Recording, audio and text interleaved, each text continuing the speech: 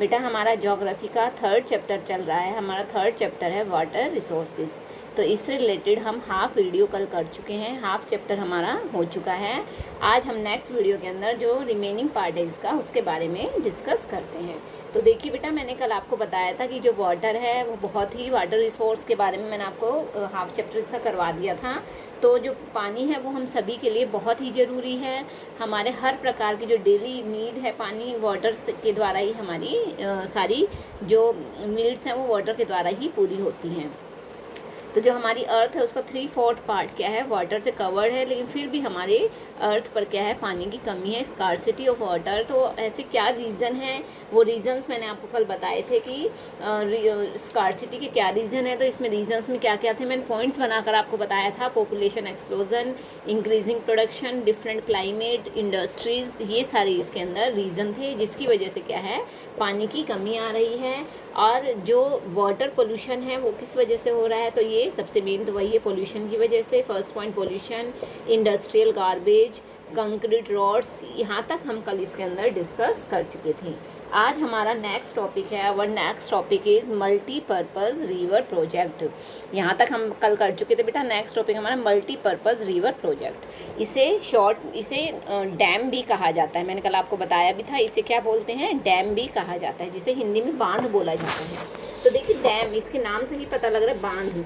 बांध मतलब बांधना, किसी चीज़ को बांध देना। तो वो इसके अंदर क्या बताया गया है, जो बड़ी बड़ी नदियाँ होती हैं जिसका अंदर हैवी फ्लो होता है, उसके पानी को क्या है, बैरियर के द्वारा रोक दिया जाता है, उसे बांध दिया जाता है। तो जो वो बैरियर्स होते हैं उसे ही क्या कहा जाता है, डैम कहा जाता है।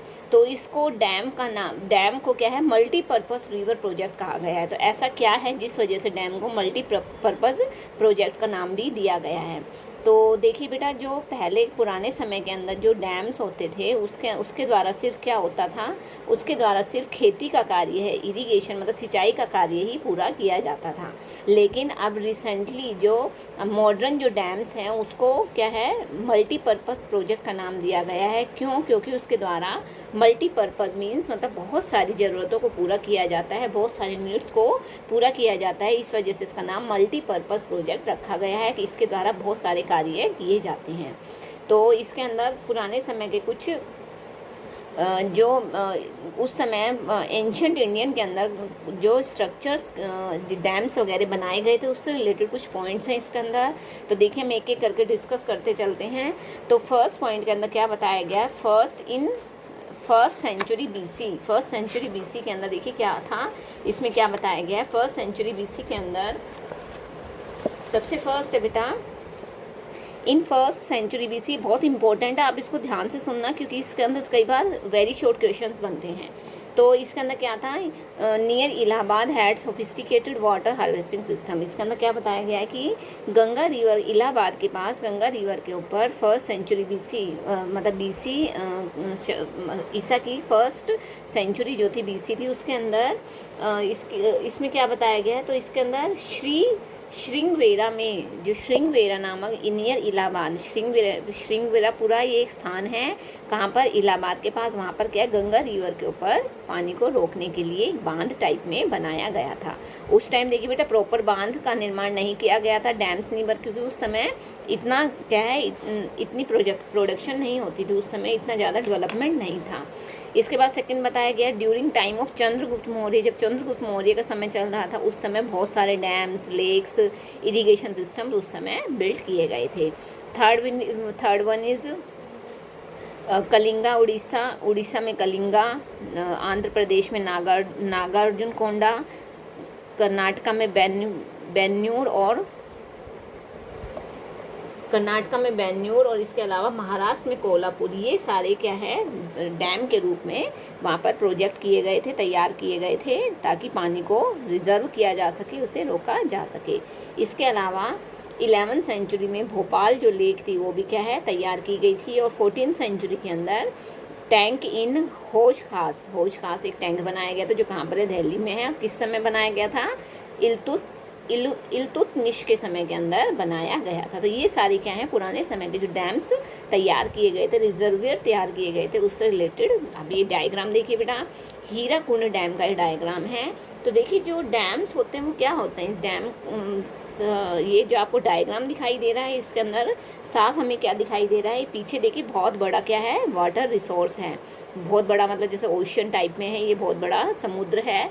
तो इसका जब पानी जब तेज बहाव के साथ आता है तो उसके बीच में क्या है, ये डैम बना दिया जाता है, जिसे बैरियर कहा गया है।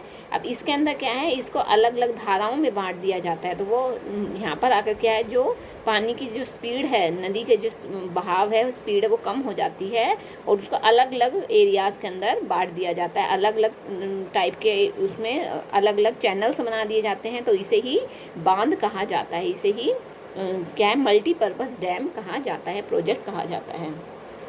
तो देखिए जो डैम है, dam is a barrier, dam क्या है, एक बैरियर है across flowing water that obstruct directs और retract the flow, often creating a reservoir, lake और इम्पाउंडमेंट। तो इसके अंदर यही बताया गया है कि जो डैम है वो क्या है, एक रुकावट, एक बैरियर की तरह होता है और ये बहते हुए पानी को रोकता है, जो बहुत तेज़ी से पानी आ रहा है उसको रोक कर उसको अलग अलग धाराओं के अंदर आगे डिस्ट्रीब्यूट कर देता है, आगे इसे डिवाइड कर देता है। तो ये डैम के बारे में है। आगे देखिए बेटा, इसमें अब आगे और क्या बताया गया है,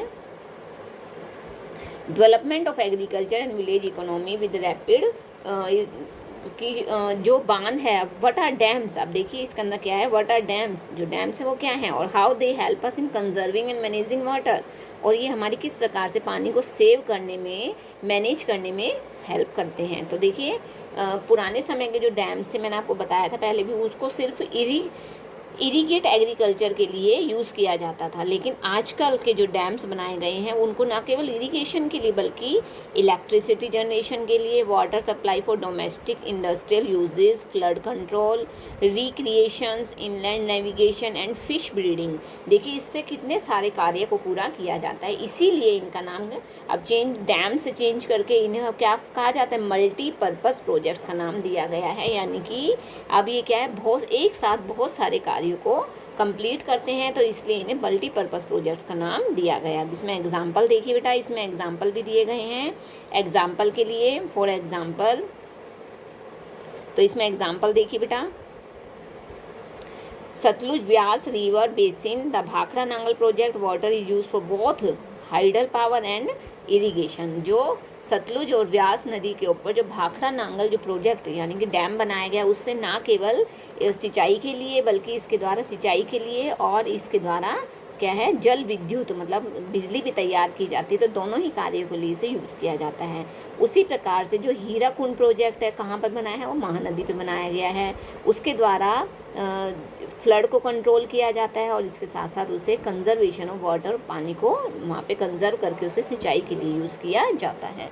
और इसके अलावा देखिए बेटा, जो मल्टीपर्पज़ प्रोजेक्ट्स हैं लॉन्च्ड आफ्टर इंडिपेंडेंस, मतलब जैसे जैसे हमारा देश आज़ाद हुआ उसके बाद जो मल्टीपर्पज़ जो प्रोजेक्ट्स थे उसे लॉन्च किया गया, तो उसके अंदर भी क्या है, बहुत सारे धीरे धीरे करके देखिए बहुत सारे चेंजमेंट आए और नए नए तरीक़ों को यूज़ करके क्या है, उसके अंदर हर समय क्या है, कुछ ना कुछ इम्प्रूवमेंट किया गया और उसे हर नए इम्प्रूवमेंट करके क्या है, उसे और ज़्यादा अच्छे तरीके से तैयार किया गया, जिसके द्वारा ज़्यादा हम बहुत सारे कार्य को पूरा करते हैं।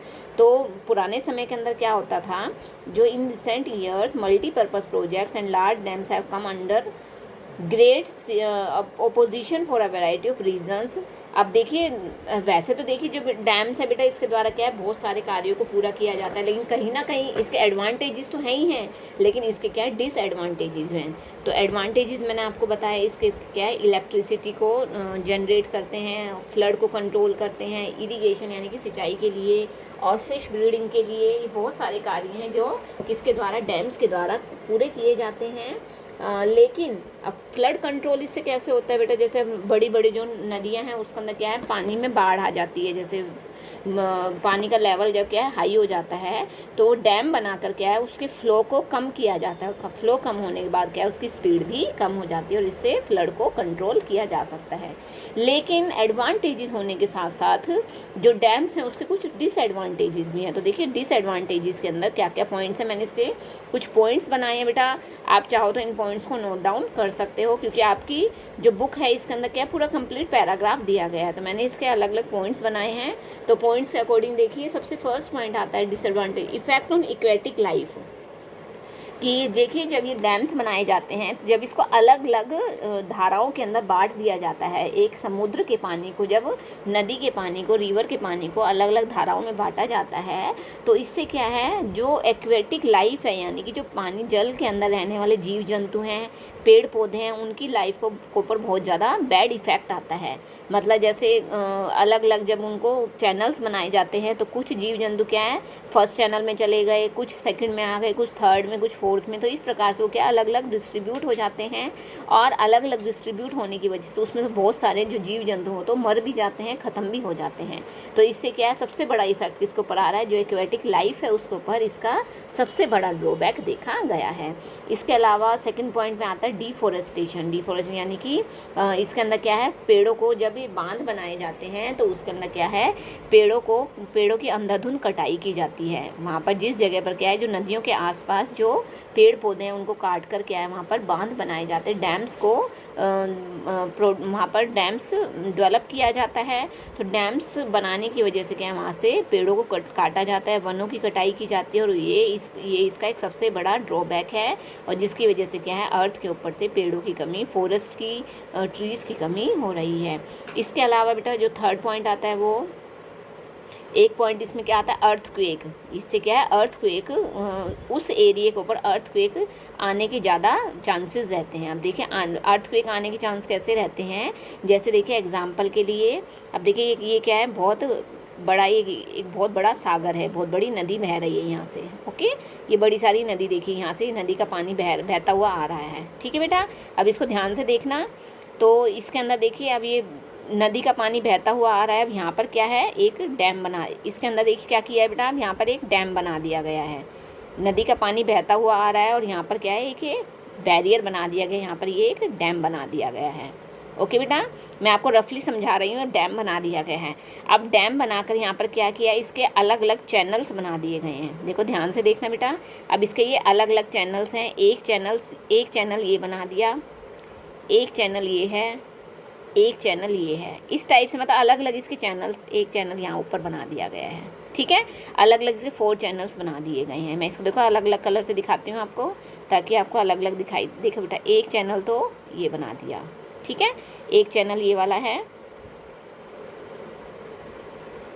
एक चैनल देखिए बेटा ये बना दिया, ओके, ये एक अलग से एक चैनल ये बना दिया है, एक चैनल देखिए ये वाला बना दिया है, ध्यान से देखना बेटा इसको, और एक चैनल देखिए यहाँ पर ये बना दिया गया है, एक चैनल ये बना दिया। तो ऐसे अलग अलग चैनल्स के अंदर इसे डिवाइड कर दिया गया है। अब अलग अलग चैनल में डिवाइड करने की वजह से अब जो इधर से ये पानी बहता हुआ आ रहा था, अब देखिए जो ये वाटर इधर से बहता हुआ आ रहा है, ये जो पानी है वो क्या है, अब वो अलग अलग चैनल के अंदर गिरेगा। ये देखिए ये इस चैनल में आ गया, ये इस चैनल में, ये इस चैनल में, इस प्रकार से इसकी 4, पहले तो सारा पानी एक साथ, अभी क्या है 4 अलग अलग।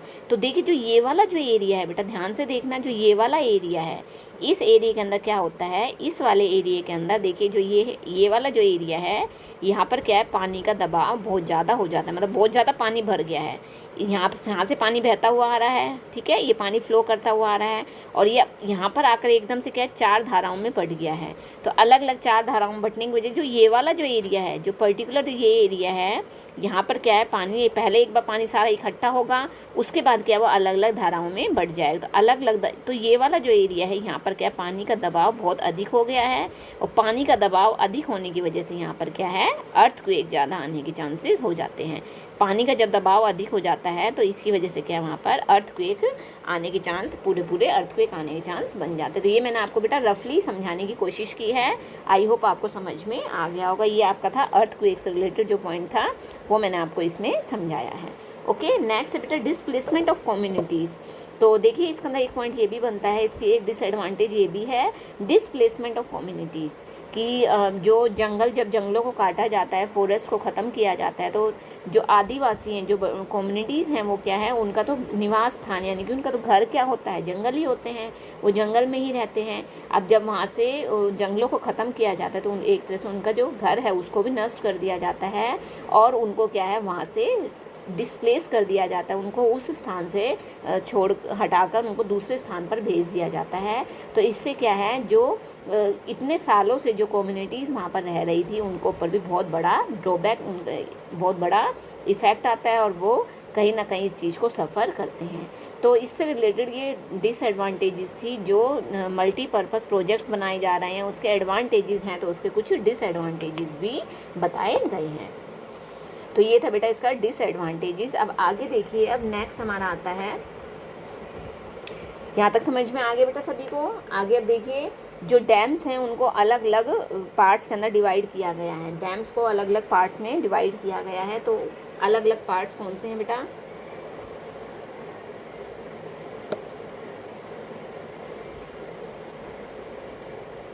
देखिए बेटा, यहाँ पर रह गया था ये वाला पॉइंट एक। इसके अंदर देखिए, जो डैम्स है उसको अलग अलग पार्ट्स में डिवाइड किया गया अकॉर्डिंग टू द हाइट। इनकी हाइट के according dams can be categorize as, first one is low dams. सबसे फर्स्ट क्या आता है बेटा? Low dams. ओके, सेकंड है medium height and third one is high dams. देखिए, एक तो क्या है, उनकी हाइट के अकॉर्डिंग क्या है, एक तो छोटे जो छोटी छोटी नदियाँ हैं उसके ऊपर क्या है, लो डैम बनाए गए हैं, छोटी हाइट के डैम बनाए गए हैं। जो मीडियम हाइट के हैं, एक क्या है, मीडियम हाइट के डैम्स बनाए कर, एक है हाई डैम्स, बहुत ऊंचाई के ऊपर से पानी उन पे से गिरता है, तो वो हाई डैम्स कहलाते हैं। तो इस प्रकार से इन्हें अलग अलग पार्ट्स के अंदर डिवाइड किया गया है। ओके, अब आगे देखिए बेटा, ये सारा हमारा हो चुका है। अब देखिए, जो मल्टीपर्पज़ प्रोजेक्ट्स हैं उससे रिलेटेड क्या है बेटा, बहुत सारे आंदोलन चलाए गए हैं, उससे रिलेटेड बहुत सारे आंदोलन हैं। तो उसके अंदर किस किस का मेन नाम आता है? सबसे फर्स्ट आता है नर्मदा बचाओ आंदोलन, और इसके अलावा टिहरी डैम आंदोलन। तो ये दो मेजर आंदोलन चलाए गए थे जब ये किसके ऊपर, नदियों के ऊपर डैम बनाए गए थे। तो उस समय दो मेजर ये आंदोलन सामने आए थे, एक तो नर्मदा बचाओ आंदोलन, एक टिहरी डैम आंदोलन। तो इससे रिलेटेड क्या है, बहुत सारे लोगों ने इसका ऑब्जेक्शन भी किया था कि आपको यहाँ पर डैम नहीं बनाने चाहिए। सरकार के सामने उन्होंने ऑब्जेक्ट भी किया था कि डैम नहीं बनाने चाहिए, क्योंकि इसके बहुत सारे ड्रॉबैक्स आ रहे हैं, बहुत सारी डिसएडवांटेजेस हो रही हैं। लेकिन जो चीज़ तो उससे रिलेटेड उसमें उस समय दो सबसे ज़्यादा पॉपुलर हुए थे, एक तो नर्मदा बचाओ आंदोलन हुआ था, एक टिहरी डैम आंदोलन इसके अंदर सबसे ज़्यादा पॉपुलर हुआ था। और इसके अलावा जो सरदार सरोवर डैम है वो नर्मदा नदी के ऊपर, सरदार सरोवर डैम नर्मदा, गुजरात में नर्मदा नदी के ऊपर बनाया गया है। And this is one of the largest water resource projects of India covering 4 states. इसके अंदर भारत के 4 स्टेट्स को कवर किया गया है, महाराष्ट्र, मध्य प्रदेश, गुजरात और राजस्थान। और जो सरदार सरोवर प्रोजेक्ट है, requirement of water in drought prone and desert areas of Gujarat and Rajasthan. और गुजरात और राजस्थान इस पानी को इकट्ठा करके, जो गुजरात और राजस्थान के जो सूखाग्रस्त जो एरियाज़ है, मतलब डेजर्ट प्रोन होते हैं, जहाँ ड्रॉट प्रोन होते हैं, जहाँ पर बारिश नहीं होती है, जहाँ पे सूखा होता है, वहाँ पर क्या है, इस पानी को इकट्ठा करके वहाँ पर क्या है, इरीगेशन का और ड्रिंकिंग का, पीने का जो कार्य है उस कार्य को पूरा किया जाता है। तो आगे देखिए बेटा, ये था आपका डैम्स, जो उस समय जो डैम्स बनाए गए थे, तो किन किन चीज़ों के ऊपर इसका सबसे ज़्यादा ऑब्जेक्शन हुआ था, और बहुत सारे ड्रॉबैक्स होने की वजह से क्या कहीं ना कहीं ये इस हमारी लाइफ के ऊपर भी इफ़ेक्ट डाल रहा है। ना केवल हम लोगों के ऊपर, बल्कि जो इक्वेटिक, जो मैंने आपको भी बताया, इक्वेटिक एनिमल्स हैं एंड इक्वेटिक जो प्लांट्स हैं, उनके ऊपर भी क्या है, इसका ड्रॉबैक आ रहा है। तो ये सारा जो मेन, इसके अंदर जो मेन पॉइंट्स है बेटा, वो मैंने आपको करवाए हैं। अब नेक्स्ट आता है बेटा हमारा rain water harvesting. Next heading है हमारी रेन वाटर हार्वेस्टिंग। देखिए, इसके नाम से ही पता लग रहा है, रेन वाटर मतलब जो बारिश का पानी है उसको हम कंजर्व करके, उसे इकट्ठा करके हम कैसे उसे यूज़ कर सकते हैं, उसके द्वारा हम कैसे कृषि कर सकते हैं, उसे कैसे हम प्रयोग में ला सकते हैं।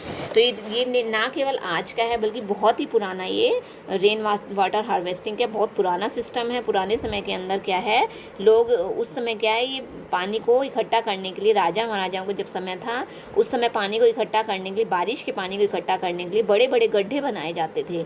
और उससे क्या है, जो बारिश का पानी वो उसके अंदर इकट्ठा हो जाता था, और जो पानी क्या है वो अपने आप ही फिल्टर हो जाता था। पानी, जो गड्ढे का पानी था वो अपना फिल्टर हो जाता था, बिल्कुल साफ़ हो जाता था। उस पानी को क्या है, आगे सिंचाई के लिए या पीने के यूज़ में या अलग बहुत सारे कार्यों के अंदर उसे यूज़ किया जाता था। जब बारिश नहीं आती थी तो उस इकट्ठे किए हुए पानी को यूज़ में लाया जाता था। तो उस समय जो इसके लिए चैनल्स बनाए गए थे उन्हें क्या नाम दिया गया था, गुल्स और कुल्स का नाम दिया गया था, जो वेस्टर्न हिमालय के अंदर एग्रीकल्चर के लिए यूज़ किए जाते थे। इसके अलावा उस समय roof top rain water harvesting बहुत ही पॉपुलर थी। रूफ टॉप का मतलब क्या है बेटा, छत के ऊपर क्या है पानी को कंजर्व करना, उसे सेव करना। अब वो देखिए किस तरीके से होता था। तो उसके लिए क्या होता था, जब मकान घर वगैरह बनाए जाते थे, जब बारिश का पानी होता था उसे इकट्ठा करने के लिए क्या करते थे, पाइप के द्वारा वहाँ से क्या है पाइप लगा दिया जाता था। उस पाइप के द्वारा क्या है उस पानी को घर के अंदर एक बड़ा सारा टैंक बनाया जाता था, उस पाइप को उस टैंक से जोड़ दिया जाता था। और जब बारिश आती थी तो बारिश के दिनों के अंदर वो पानी उस पाइप के थ्रू होता हुआ कहाँ चला जाता था, टैंक में चला जाता था, और टैंक के अंदर वो पानी सेव हो जाता था, इकट्ठा हो जाता था।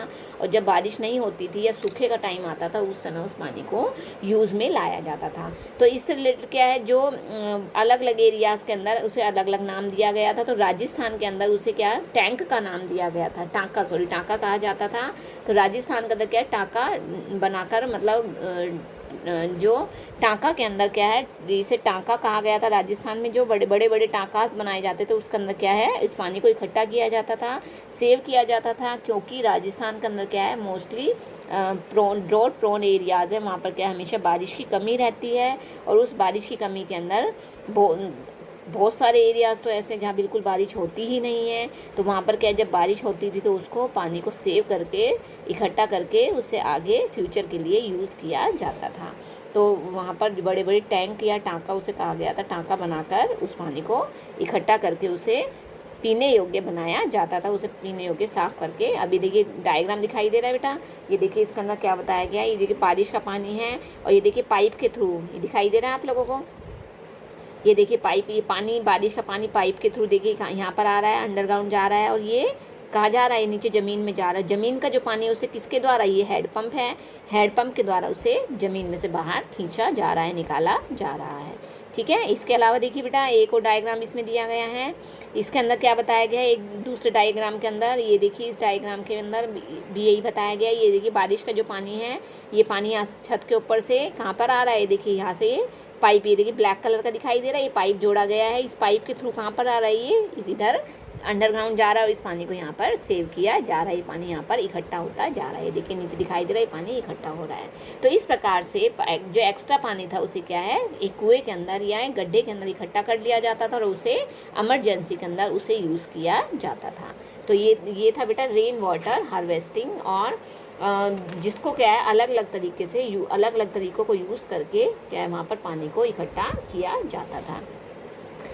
आई होप आपको समझ में आ गया होगा। अब आगे देखिए बेटा, जो रूफ टॉप हार्वेस्टिंग है वो सबसे ज़्यादा कॉमन प्रैक्टिस कहाँ पर की गई है, शिलोंग मेघालय के अंदर। इससे रिलेटेड बेटा इंटरेस्टिंग एक फैक्ट है वो सुनिए कि जो मेघालय है, पूरे मेघालय के अंदर चेरापूंजी और मासिनराम, ये दो एरियाज़ ऐसे जहाँ पर पूरे वर्ल्ड की सबसे ज़्यादा मैक्सिमम बारिश होती है। लेकिन वहाँ पर क्या है चेरापूंजी और मासिनराम के अंदर क्या है पानी की बहुत अधिक कमी है। अब ये एक जोक टाइप में लगता है कि वहाँ पर इतनी ज़्यादा बारिश है, मतलब पूरे वर्ल्ड की सबसे ज़्यादा मैक्सिमम बारिश होती है, लेकिन फिर भी क्या है वहाँ पानी की कमी है। क्यों? क्योंकि वहाँ पर क्या है पानी को जो पानी है बारिश का पानी है वो सारा, और वहाँ पर पहले क्या है उस पानी को इकट्ठा नहीं किया जाता था। लेकिन वहाँ पर क्या है रेन वाटर हार्वेस्टिंग के द्वारा क्या है ये बहुत पॉपुलर हो गया है। वहाँ पर क्या है उस पानी को सेव किया जाता था कि इमरजेंसी के लिए उस पानी को आगे फ्यूचर के लिए यूज़ किया जा सके। तो ये था बेटा रेन वाटर हार्वेस्टिंग, जिसके द्वारा पानी को सेव किया जाता है। ये देखिए एक डायग्राम और दिया गया है, इस डायग्राम में भी देखिए दिखाया गया है ये पाइप के थ्रू क्या है, देखिए बड़े बड़े टैंक बनाए गए हैं और इस टैंक के अंदर पानी रिजर्व हो रहा है, पानी इकट्ठा किया जा रहा है ताकि इस पानी को आगे फ्यूचर के लिए यूज़ किया जा सके। तो ये था बेटा रेन वाटर हार्वेस्टिंग का। इसके अलावा इसमें जो मेन सारे पॉइंट्स हैं वो मैंने आपको बता दिए हैं। अब इसी के अंदर एक पॉइंट और आता है बेटा, ये भी एक इंटरेस्टिंग फैक्ट है, इसको सुनिए। इस पॉइंट में देखिए क्या बताया गया है। इस पॉइंट में Tamil Nadu is the first state in India which has made roof top rain water harvesting structure compulsory to all the houses across the state. देखिए पूरे इंडिया के अंदर सिर्फ तमिलनाडु एक ऐसा भारत का पहला स्टेट है जहाँ पर क्या है roof top rain water harvesting, यानी कि छत के ऊपर पानी को इकट्ठा करने की जो टेक्निक है वो क्या है हर घर के लिए कंपल्सरी की गई है, सभी के लिए कंपल्सरी की गई है कि सभी को जो बारिश का पानी है उसे सेव करना है, उसे हार्वेस्ट करना है, उसे इकट्ठा करना है। कोई भी अगर इस प्रकार का कार्य नहीं करता है तो उसके लिए क्या है पनिशमेंट, यानी कि ऐसा कार्य न, इन बातों को न मानने वालों क्या पनिश किया जाएगा, उससे सरकार की तरफ से दंड भी दिया जा सकता है या उस पर जुर्माना भी लगाया जा सकता है। तो ये था बेटा आपका किससे रिलेटेड, आपका रेन टॉप जो आपका ये roof top rain water harvesting से रिलेटेड आपका पॉइंट था। जो इम्पोर्टेंट बातें थी वो मैंने आपको सारी इसमें बता दी है। अब हमारा लास्ट टॉपिक आता है बेटा बैम्बू ड्रिप इरिगेशन सिस्टम। तो देखिए इसके अंदर क्या बताया गया है, जो ये बैम्बू जो ड्रिप इरिगेशन सिस्टम है उसके अंदर क्या क्या मेन पॉइंट्स बताए गए हैं इसके अंदर। तो ये हमारा जो नेक्स्ट टॉपिक है वो बैम्बू ड्रिप इरिगेशन सिस्टम है। तो इसके अंदर देखिए बेटा क्या होता है, बैम्बू आप सभी जानते हो बांस, जो मोटे मोटे बांस होते हैं, जैसे जो मैं आपको बताती हूँ जो ये सीढ़ियाँ, जो बांस की जो सीढ़ियाँ होती है ना ऊपर चढ़ने की जो सीढ़ी बनाई जाती है वो होता है बांस। तो ये क्या होता है अंदर से बेटा होलो होता है, अंदर से खोखला होता है। तो उसके खोखलेपन की वजह से क्या है, उसके खोखलेपन की वजह से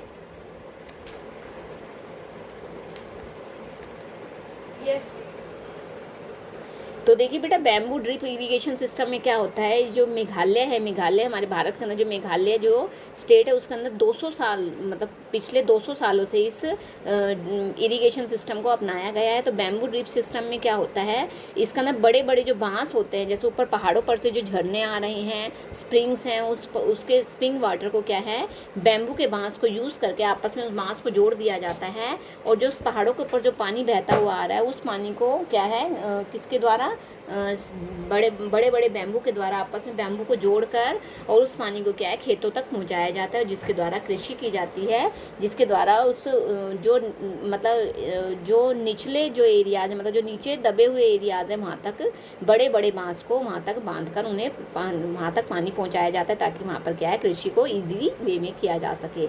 अब देखिए डायग्राम के अंदर दिखाई दे रहा है बेटा, ये अलग अलग तरीके से दिखा रखा है ये बांस, और एक देखिए ये वाला दिखाया हुआ है, इसके अंदर क्या है अगर ऊंचाई वाले एरिया के अंदर भी क्या है पानी को पहुंचाना है, रोड वगैरह के ऊपर से क्या है बांस को देखो इस तरीके से बांधकर आपस में पहुंचाया जाता है, ताकि वहाँ पर क्या है जो अगर बीच में रोड आ गया तो रोड के एरिया में भी क्या है पानी को इजीली वहाँ तक पहुँचाया जा सके।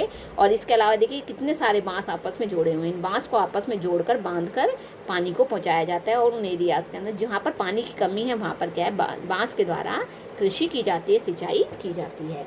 तो बच्चों ये आज आपका चैप्टर कंप्लीट हो गया है। बेटा मैंने आप पूरी तरह से कोशिश की आपको अच्छे से इजी लैंग्वेज में समझाने की, ताकि आपको सारे पॉइंट्स क्लियर हो सकें। फिर भी बेटा आपको अगर किसी भी प्रकार का कोई डाउट रहता है तो आप मुझसे डिस्कस करोगे, ताकि आपके सारे पॉइंट्स सारे डाउट्स जो हैं वो क्लियर हो सकें। Okay, thank you.